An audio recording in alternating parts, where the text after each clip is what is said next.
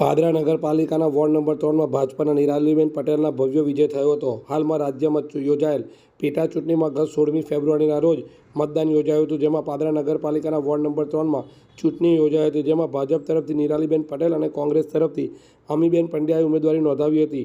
આજ રોજ યોજાયેલ મતગણતરીમાં ભાજપના નિરાલીબેન પટેલના ભવ્ય વિજય થયો હતો, જેમાં નિરાલીબેન પટેલને કુલ 1514 મતો મળ્યા હતા, જ્યારે અમીબેન પંડ્યાને 260 મત મળ્યા હતા, જેમાં નિરાલીબેન પટેલની વિજેતા જાહેર કરવામાં આવ્યા હતા।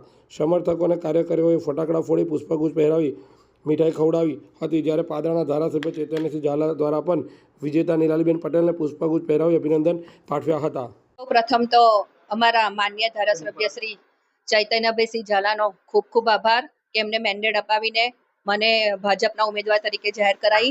એની સાથે સાથે અમારા ભારતીય જનતા પાર્ટીના તમામ કાર્યકરો, નગરપાલિકાના સદસ્યો અને મને જે જંગી બહુમતથી જીતાડી એ અમારા જનતાનો કે જેમને કિંમતી અને પવિત્ર વોટ આપીને મને જંગી બહુમતોથી જીતાડી એમનો પણ ખૂબ ખૂબ આભાર।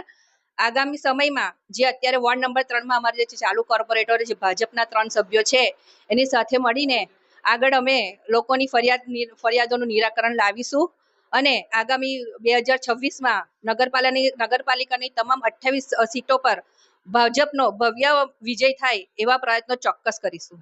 પાદરા નગરપાલિકાની વોર્ડ નંબર 3ની પેટા ચૂંટણીમાં નિરાલીબેન રાકેશભાઈ પટેલનો ભવ્ય વિજય થયો છે, એ બદલ એમને શુભકામના પાઠવે છે અને વોર્ડ નંબર 3ની જનતાનો દિલથી આભાર માને છે કે જેમને ભારતીય જનતા પાર્ટીના ઉમેદવારને મત આપ્યા અને જંગી બહુમતીથી જીતાડ્યા।